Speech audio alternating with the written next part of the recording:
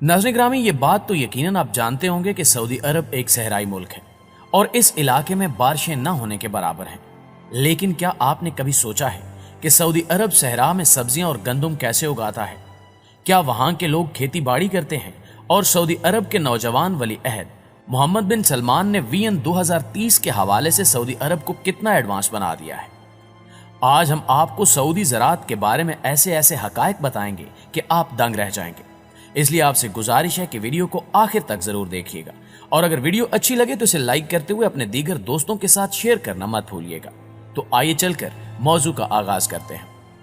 नाज़रीन ग्रामी, सऊदी अरब का 95% हिस्सा गर्म रेगिस्तान पर मुश्तमिल है, जहां एक भी नदी या दरिया नहीं है।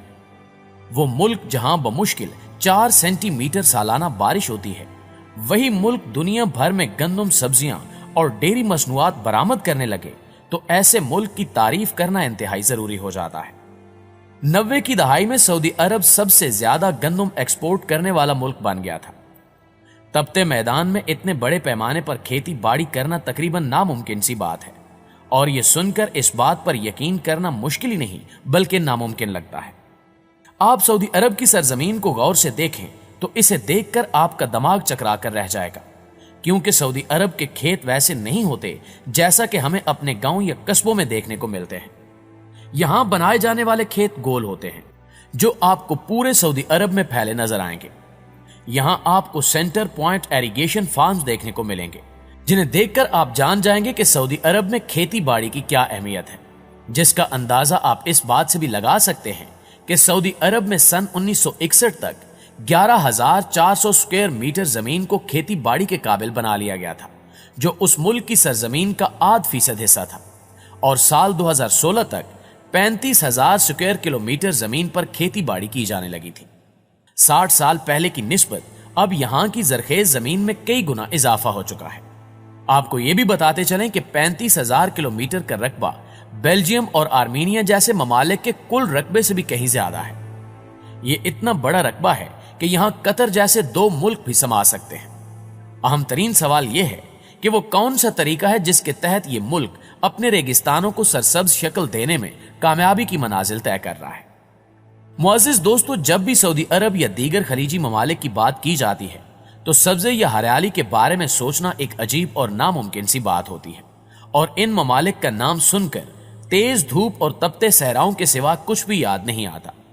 तो ऐसे में यह सवाल पैदा होता है कि क्या ये ममालिक हमेशा से ही ऐसे थे या इन ममालिक में भी कभी हरियाली हुआ करती थी? ये इलाके अपने आगाज से ऐसे नहीं थे, बल्कि यहां भी जंगल और हरियाली का दौर दौरा रहा है। यहां भी मॉनसून आता था और बारिश भी हुआ करती थी। आज से 7 साल कबल ऑक्सफोर्ड यूनिवर्सिटी की ज़ेरे क़यादत एक टीम ने सऊदी अरब के सहराओं की तय में एक हैरान कुन दरियाफ्त की। मुहक्किकीन ने हाथियों की एक कदीम नस्ल का 3 लाख साल पुराना एक हाथी दांत दरियाफ्त किया। यह हाथी दांत एक कदीम झील के इलाके में पाया गया। माहिरीन आसार कदीमा का कहना है कि यह इस बात का रोशन सबूत है कि एक दौर में देवहीकल जानदार इन जमीनों में घूमते थे और आज इन जगहों पर सहरा की गर्म हवाएं चलती हैं। उनका कहना था कि इनकी तहकीक से मालूम होता है कि ये जमीनें भी कभी जरखेज हुआ करती थी। सऊदी अरब के देवहीकल अल नफूद नामी सहरा का तस्वुर किया जाए तो एक गर्म तपते रेगजार, थपेड़े मारती हवा, चिलचिलाती धूप और रेत के अलावा किसी और चीज का ख्याल आना भी तकरीबन नामुमकिन है। लेकिन अल्फूद सहरा की सतह को खुरचने से बैनुल अक़वामी माहिरीन आसार कदीमा ने एक सरसब्ज और नम इराजी के शवायद इकट्ठे किए हैं, जहां बड़े बड़े जानवर घूमते और खुराक हासिल करते थे। नाज़रीन ग्रामी, इस रिसर्च के इंचार्ज का कहना है कि सैटेलाइट टेक्नोलॉजी का इस्तेमाल करते हुए हमने मालूम किया कि अरब के सहराओं में लाखों आसार कदीमा के मकामात हैं। उन्होंने बताया कि खित्ते में 7,000 से ज्यादा झीलों के निशानात मिले हैं और इनमें ज्यादातर सऊदी अरब में हैं। सहराओं में आसार कदीमा की तलाश के इस 5 साला मंसूबे के लिए माली इमदाद यूरोपियन रिसर्च काउंसिल ने की। इस मंसूबे पर ऑक्सफोर्ड यूनिवर्सिटी और सऊदी अरब के सियाहती कमीशन ने मिलकर काम किया है। इसके अलावा यूनिवर्सिटी ऑफ लंदन के साइंसदान और तहकीक के शरीक मुसन्निफ रिचर्ड क्लार्क विल्सन का कहना था कि माजी के एक दौर में जजीरा नुमा सहराओं की जगह घास के मैदान, ताजा पानी की झीलें और दरिया हुआ करते थे।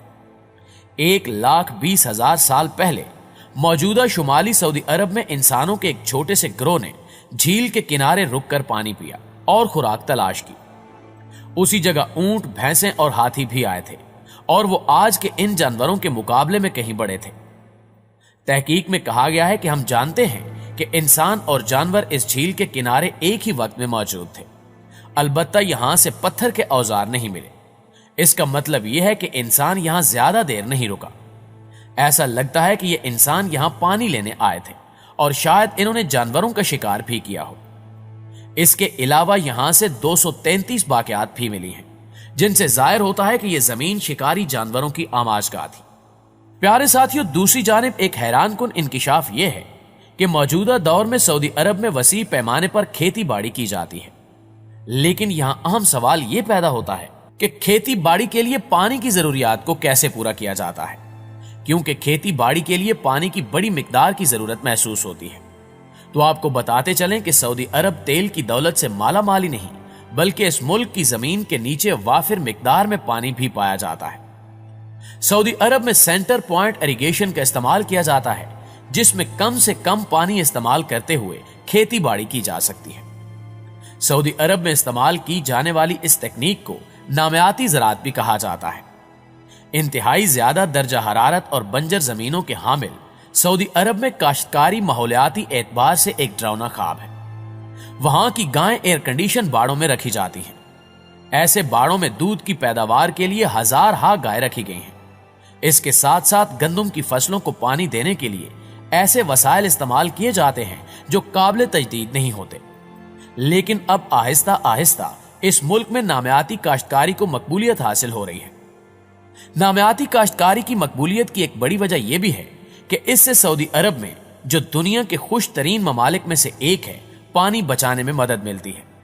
سعودی حکام بالخصوص نوجوان ولی عہد محمد بن سلمان کاشتکاری کے اس نئے طریقے کی ترقی کے لیے واضح پالیسیاں تشکیل دے رہے ہیں۔